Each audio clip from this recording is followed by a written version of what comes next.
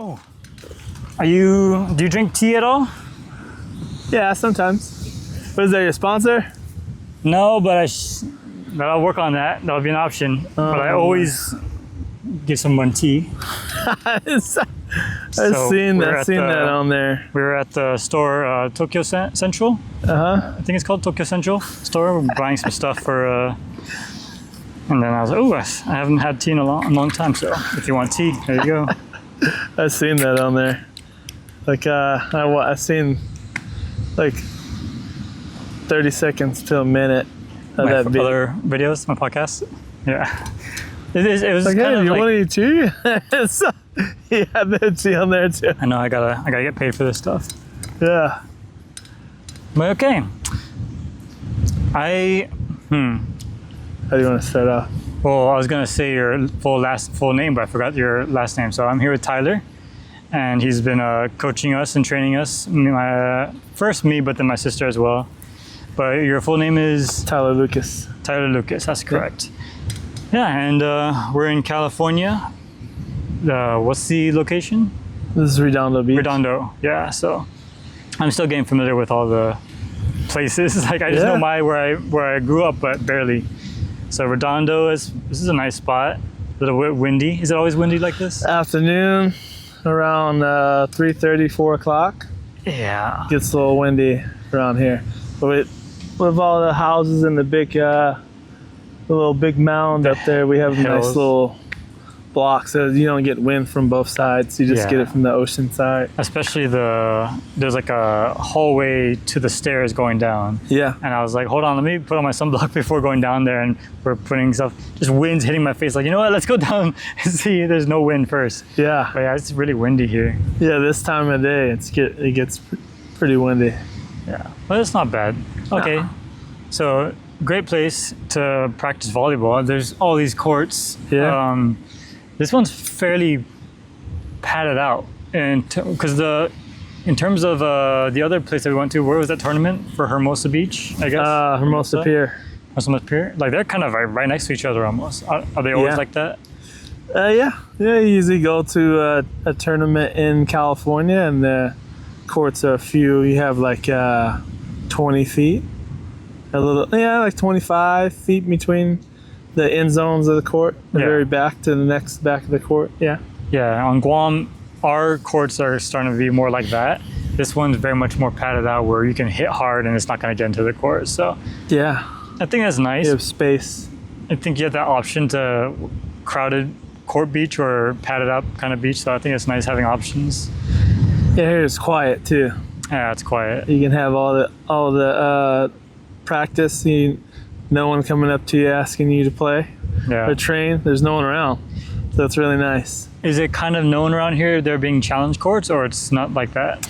No, there's not really challenge court. You have to get your 4 players together and then you play.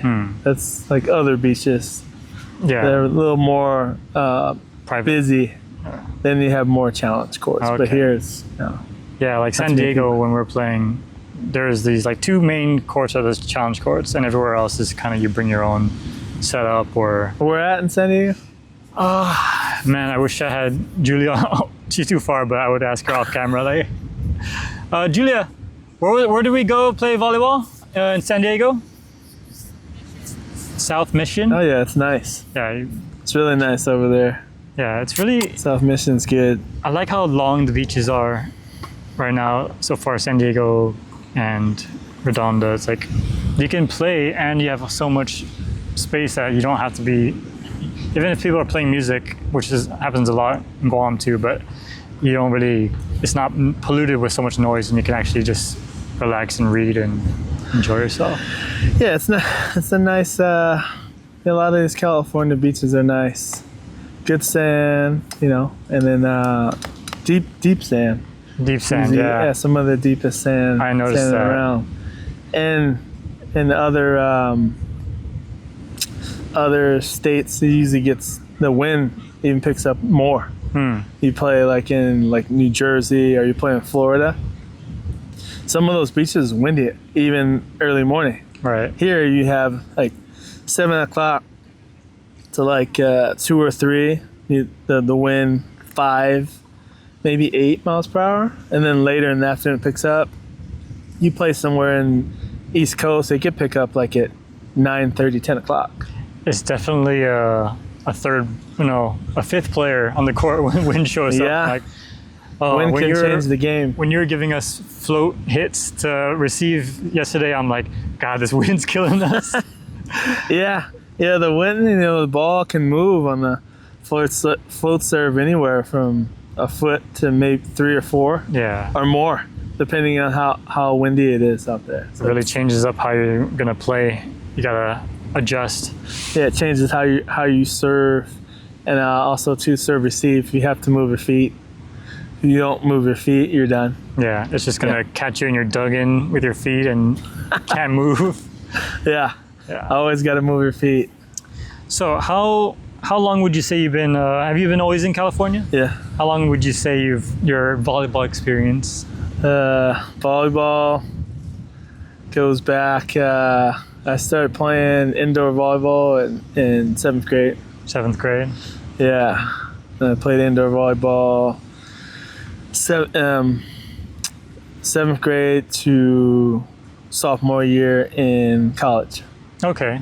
Yeah, Fairly consistent. Always like Yeah. practicing and always tournaments or practicing tournaments, and then after college started playing beach and been there ever since. Like, it's fun. It's a lot of fun. have you ever gone back to indoor after beach? No, it's something I'll never do. No. No. When I started. No more indoor. No more playing indoor. Coaching indoor, maybe. Yeah. Yeah. Playing, no. Because when I started training in beach, playing a lot more, and then went back to indoor for some games, I was jumping so much higher. Yeah. Like the amount of pickup on, because you have to kick yourself out of the sand, Yeah. and you got the height of the net. So when I was playing indoor, I was like, wow, I'm actually getting up there and I'm hitting the ball so much better. And then I come back to the beach and it's like, oh, I'm kind of normal again. Yeah, you train in the sand for a couple months and go back indoor. You train like 6 months. In the beach, you can gain like 2-3 inches in the sand. You Right. train on the sand like every day, every other day. Yeah. Yeah. What didn't It's a great translate game. was the diving indoor, because I dove and I just hit the floor because I'm used to the beach now. Yeah. It's like, okay, now I gotta see how I can dive. But I guess if in beach too, I don't know, I don't think we've gone through it yet in training, but diving, you kind of want to get low and stay low with the floor, right? That's what I've been kind Stay of low. Stay low, and now you're not jumping and then hitting the floor. You're kind of like propelling yourself along, which I think Yes. that's what it should translate to indoor. Yeah, you get lower, and you reach out. You try to get under the ball. In indoor, they don't teach you. Well, some coaches teach you, like you're more upright, and then you're diving, and then you have to be careful how you dive because you're not diving and hitting your knee on the ground. Your knee goes out, so you have space. Right. So if you dive indoor like this, you're going to hit your knees on the ground, and you're not going to be able to do the dolphin finish. So when the ball's right in the middle of you, you have to dive with a knee out, and then you finish, and then you do the dolphin dive. In beach, it doesn't matter how you dive, because you have to. You're just trying to get to the ball, and you have to protect yourself too. And indoor, if you dive any kind of way, you can hit your chin. And then also when you dive, you have to open up your chest and land kind of like a penguin. Yeah. You're sliding on your chest. Beach, Yeah. you don't have to worry about that. Yeah. You can just dive and get the ball. Indoor, yeah, they're 2 different dives. There's 2 different games. Yeah. Everything's different. Yeah. It is insane how much different it is when you cover almost the same. No, it's a little bit smaller than indoor court, right? 27 by 27. Okay. Indoor is 30 by 30. Yeah, it just feels Yeah. like you have to cover so much, Yeah. especially when there's no antennas up. The net looks a lot wider too. It's like, Yeah. yeah, Yeah, no antenna is a different game. The old school style is it's it makes it tough. Even from the short court, you take the antennas away, there's still more court to cover. Yeah. Put the antennas up, there's a little less. Yeah. Yeah. I think my experience started off around there too, like middle school volleyball. But then I got to freshman, and then after that, I couldn't get my grades up in high school. So I was like, I don't think I did anything after freshman because I just never was consistent with my grades. And I just was doing more laptop gaming and stuff. So if I kept at it, man, I wonder where I would be if I had some more athletic time in high school. Well, now's the time. Now's the time. Gotta play catch up, and We'll never look back. There is no catch up. Time is now. that's true. Yeah, it's the perfect time now. Yep. That is. You asked me about my goals the other day, and like Yeah, my what are goal you? is literally just to like, what is my best performance, like my body, because I want to be able to get the body that I can get, and not just like I don't want to be big. I want to be athletic and not like a just bodybuilder. I want to be an athletic type, and when I get to that point, how good is my volleyball at that point? Like that's where kind of my mindset is. Also, I'm still on the mindset of I would really like to bring Guam a gold medal. Yes. I think that's my mindset for a long time, but winning any tournament is still a great goal. But I think the long-term goal for me for volleyball at least is bring Guam a gold, and I think that's not a bad goal. Let's do it. Yeah. Let's get it done. Yeah. Yeah. So whether that's in California and I just like represent Guam and I win a tournament, or it's actually like going for with my national team, and hopefully we have it all figured out on Guam. Where does it? Where do you think it starts? It starts as soon as well, actually that's a good question, but I think true answer is it starts like every day. Every single day you start waking up early, eating right, doing your training. Yeah. I think that's where it starts. But yeah, just every single step by step tournament, practice tournaments, nationals, yeah. Yeah, I think you can do it. I think every week goes by, you're getting better. Oh yeah. Getting the sand legs. Sand's a little deeper out here, and you play overseas. The beaches change. You go from parking lots to real beaches, and it jumps back and forth wherever you're at in the world. You're in Germany, you're in Brazil, you're playing on shallow sand. It could be 10 inches, 15 inches sand to 2 or 3 feet deep. So you train out here, you can play anywhere. Yeah. Yeah, so you'll be ready. You'll be ready to go. That will be great to travel and play. When we got Japanese people coming in from Japan and playing on Guam, it's like nice to meet people. And when I was first doing the Pacific mini games, I got to meet different people from different countries, and I think that was really special and it was nice. So I would like to travel more, and wherever I go, I'll try to find a court. Try to find a Facebook group that's already have people connected, so you can just set up a game. Yeah, try to play wherever you can. Have you traveled and played? I haven't been outside of the United States yet. No. But that's the plan. To play.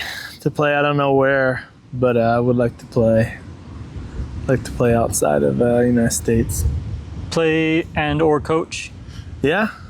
Yeah. Yeah. If a team wants me to help them win, and they have a good program, I'll go out somewhere. And coach a team overseas. Yeah. That was the goal before. I thought about it'd be cool if I went somewhere. Yeah, if we could pay you, that'd be great to have you try to come over if you ever want to visit Guam, and yeah, that'd be nice. And then try help you guys win. Yeah, you guys got good athletes. I know we have good players. It's just we need a good organization, and we need them to be consistent. Yep. And that's all it really takes. Sometimes Guam players and the organization is just not. They're changing. It's always changing. So Yeah, I'm not sure. Like, I know you kind of touched up on it before we talked about AVP stuff, and I just wish as players we can, because it's hard enough for us to be consistent if we have jobs and stuff and we're not getting paid because we're not professionals yet. Yeah. So if we can have at least the organization to be consistent, at least we have a better foundation. But when it comes down to it, when I talk to the other player, just you're on your own pretty much. Like you just You're gotta on your own. put on Jeez. you gotta put in the effort yourself. Well, and then I forget, you said they have, how many coaches you guys have? We technically had like a 5 roster rotation of coaches, but then there are also coaches that coach high school volleyball. So during that season, they can't, or they're busy. They got work too. They got to get money, and this is not paying anybody. So they're not invested. They're not only beach, no, they're not only, and they're not there every day. Yeah, especially when it's beach volleyball high school, because we have that too. Yeah. So it's like they have to coach them, and we have the courts for ourselves. We can go anytime, but in terms of having someone actually coach us and give us technique and fix our abilities, it's not very consistent. They try. My friend, he really puts in the effort and tries to do it, but when no one's paying him, and sometimes you get people like talking and bad mouthing, and it's Man. he's doing it for free. He's for his own passion, trying to help us. Yeah. help his island. So it's really tough when it's really all just passion. So Gotcha. They need to put more into the program, and then you guys can get out, because then you can have coaches stay. Like you have, like here, you have in their United States program, you have, I don't know how many coaches stay. There's a lot. They have the developmental program, the younger guys and girls. So there's like 18, and then they have like 21, and then you have people that are the top pros. They're a little bit older than that. So it's like 3, I think it's like 2 or 3 different programs that they have, and then a whole bunch of coaches, and then there's good money. yeah, Like here in the United States, like they put good money into the program, and also they have massage therapists, and they have strength coaches, yeah, and a lot of other countries have the same. They have physios, they have volleyball coaches, and then they have massage therapists, and then chiropractors too. Well, So that's one thing they need to work on over so there. the thing is, we do have like different businesses on Guam that we could partner or get not volunteer, what's it called, like handout kind of things. Or if we do tournaments, and we can get the coupons and things from these places that offer these services. But in terms of our organization having the money to do that just right now, I don't think that's where it's at yet. It's tough. And I'm sure we can get sponsors that out of their donations they can give us stuff, but it still wouldn't be consistent, and it wouldn't be like every month we have the same thing. We probably have to really work on it and pay out of pocket to really help ourselves. And but it's possible. It's just at this point, from my perspective, it's a little struggle. But We need more funding. yeah, but A little more. that being said, like I'm not there right now in Guam, and I think they're still training. Hopefully they are. Yeah. But while I'm out here in California, my family helped me reach out to you, and being able to get you to train me while I'm out here, try to make sure I keep consistent, get my workout, make me break a sweat, and make me run all around the sand, get me tired. So at least with that, I hope to prove also to the coaches, like, hey, I'm doing this. Just hopefully you can see my progress as well, and know that I'm still training, and that they would choose me to represent Guam in a tournament coming up. Because They will. yeah, You're putting a lot of work in. Good athlete. You're dedicated. So yeah, they'll put you out there. yeah. Well, thank you. What would you say is any difference from our first week and this week? Your sand legs. Yeah. Yeah, the first day, I think you came over. You just landed I think it was very soon after. Yeah. the night before. I don't think it was the night before. Maybe it was close. it was definitely like probably something I wouldn't have done, but in a tournament situation when we travel to a place and like, hey, you're playing the next day or two, Yeah. like that's what you gotta get used to. But Yeah, you were gassed. I was gassed. The first day you were gassed, and then the second time, third time, it's getting around, legs getting under you, techniques getting better. So yeah, it's night and day. Yeah. Night and day from the first couple of sessions. Yeah, I think my hitting got better. Hitting's better now. I was actually jumping. I was actually reaching high and hitting it. I think I really felt better these past couple days. And then you taught me how to jump surf. So yeah, jump serve. I think it's like the second day or the first day. Maybe It was the first day at the end. Maybe, yeah. And yeah, you hit. You're like, oh, you never did it, huh? I never really did it because I was still struggling of just being consistent hitting and a regular set. But being able to jump set or jump serve was nothing I really practiced. It helps both.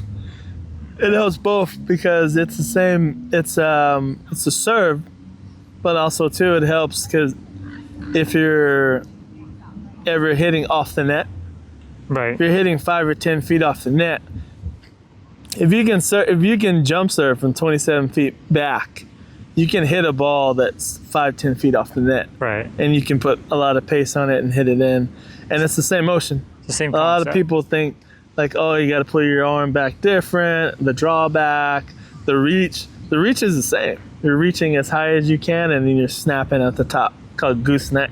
It's like a little gooseneck here at the top. It's the same, and it helps.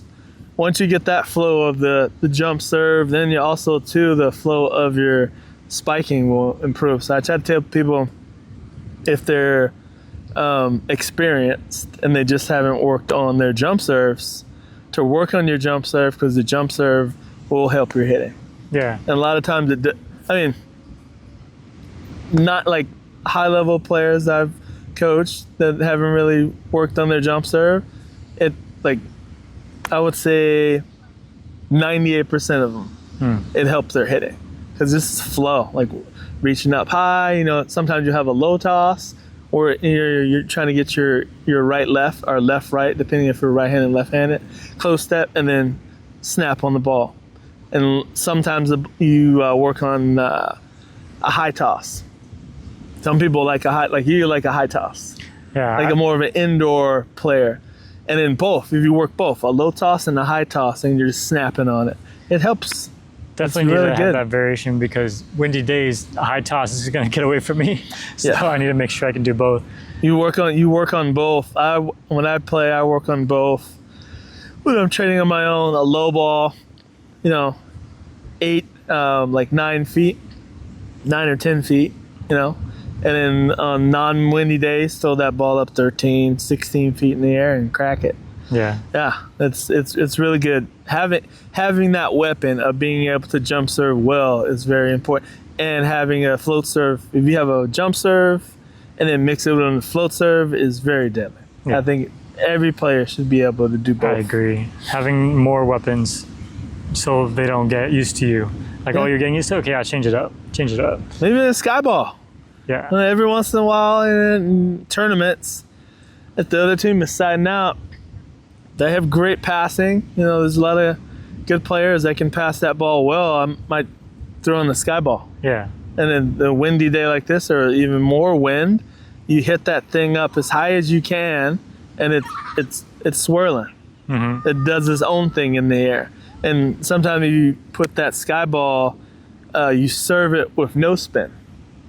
So Yeah. you do knuckleball. That thing is moving 6-7 feet side to side, and it's a little easier to pass it when you hit the up under and it's spinning side either this way or this way. But when you knuckleball, that thing is like you're hitting.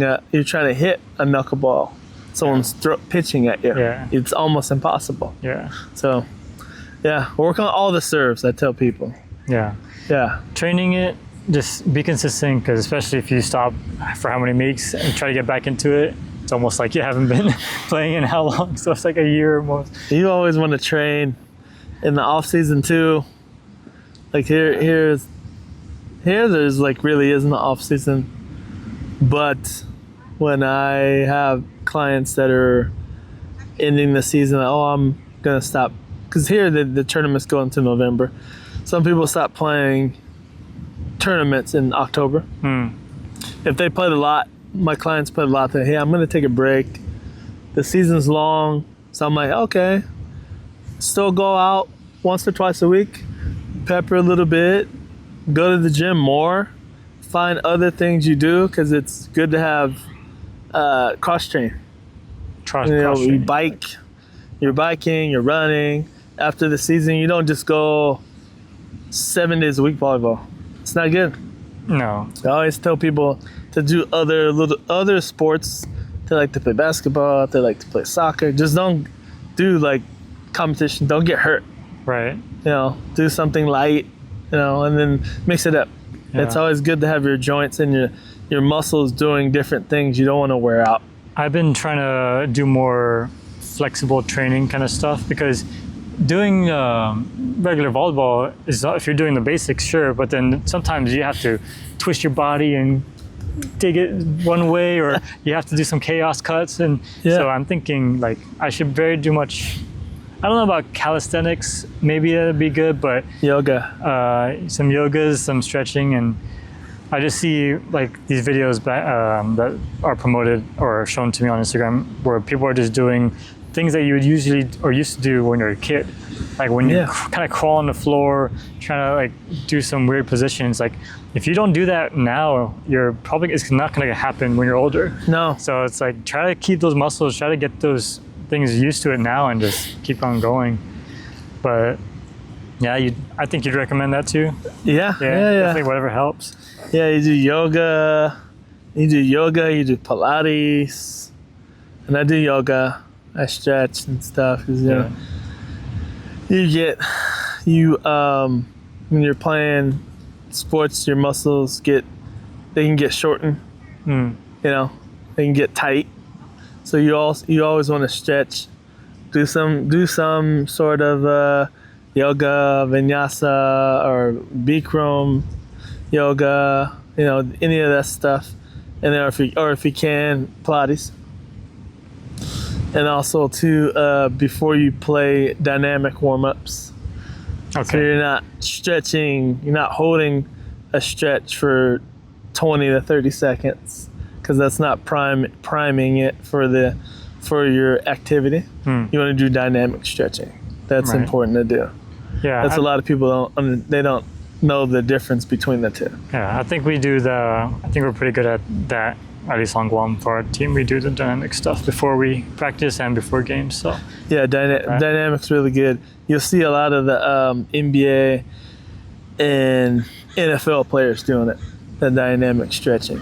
Yeah. And if you watch on TV, you pick some of the stuff up from them, what they're doing. Yeah, it's good for all sports. I think there was a player, I heard it from another person saying, "Oh yeah, I just don't stretch before a game."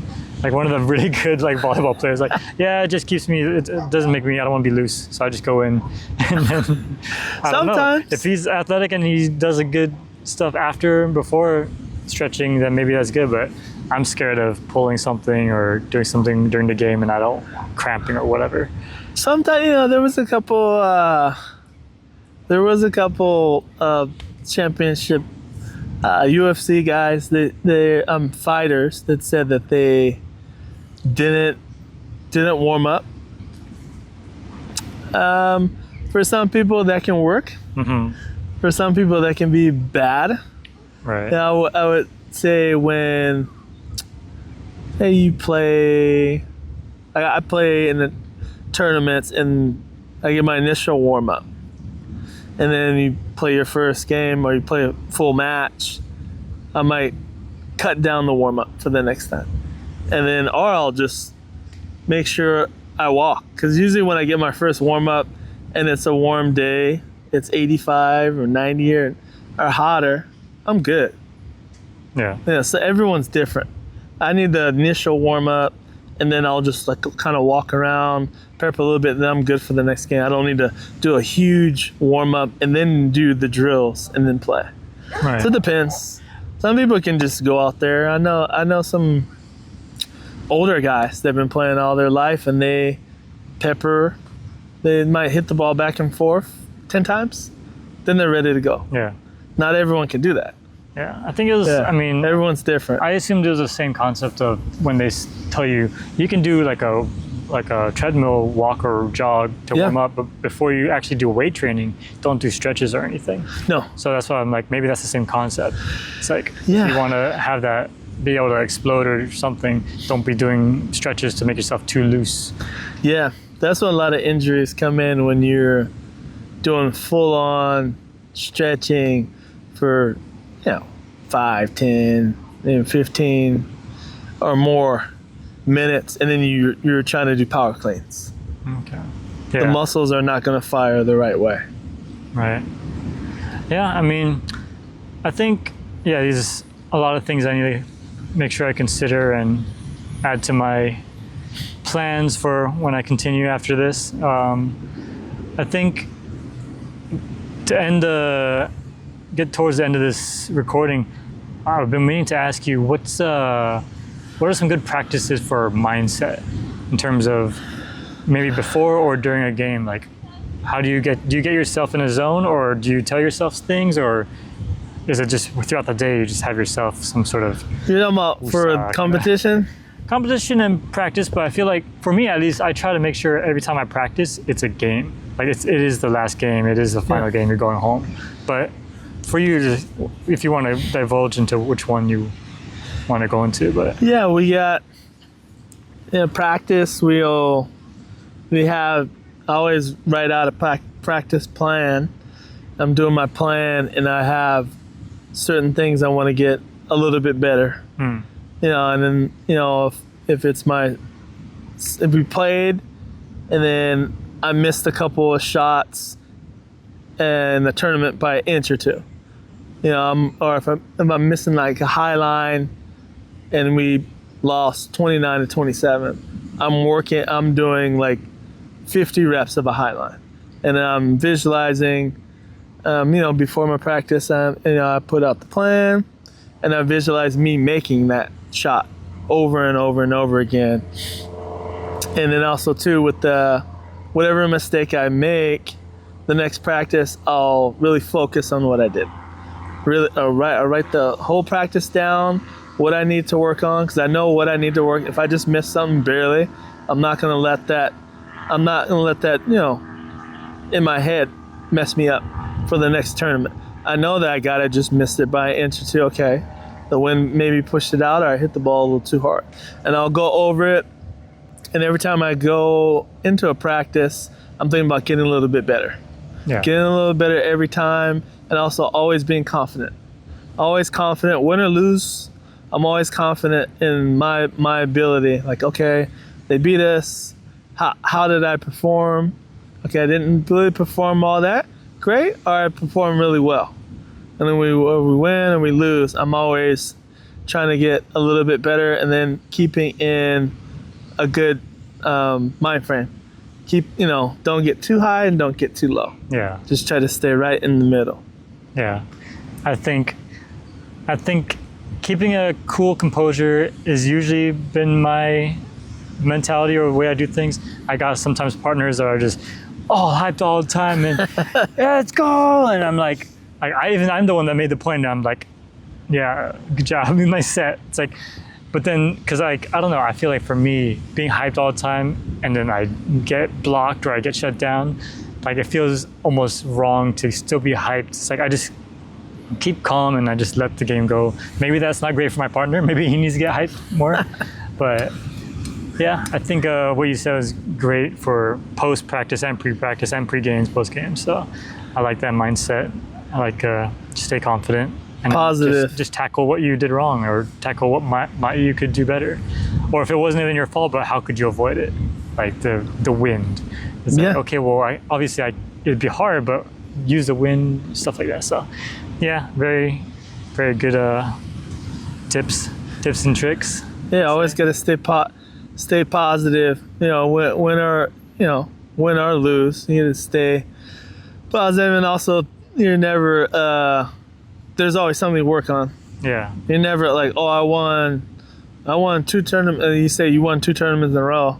okay, the next tournament you can get 17th place. Like, you just have to keep on working your skills and keeping a good level head, and always thinking that you always have something to work on. Yeah. And then beach volleyball, there's always something to work on every single day because you might not play the same. It's not an indoor. There's no wind and there's no sun in indoor. Yeah. Things always change. So It's true. you have to just keep working your craft. Yeah. I think it'll for your lifetime of volleyball. I think that'll still be the way to go. Yeah. So yeah. Well, thank you for talking to me. Yeah. That's good hanging out. Instagram, people can find you. Or Yes. how would you? That's the best way to get people to contact you. Instagram and TikTok. TikTok. Yeah. My Instagram is Tyler RB Beach Bum, Okay. and then my TikTok is RB Beach Bum. Okay. We'll have those links in descriptions. Yep. And training, coaching, just having a good time. Message you. Yeah. Yeah. Try to Set play up a with him. practice. Playing tournaments together. Try to reach out to you.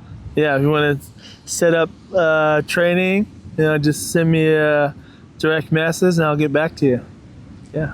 Sounds good. Well, I had a great time being trained by you, and I hope we could play a tournament before I leave. We can play one. There's a tournament next week. Yeah. Yeah. Sign us up already, or what? If you're in town. Yeah. You should be. If you're gonna be in town. If there's no plan, I'm gonna make sure that that's what I'm doing. So Yeah. sign me up. Let me know how much I need to Let's do it. pay to get in. Yeah. Yeah. All right. All right. Thank you. All Nice to meet you. right. Good hanging out.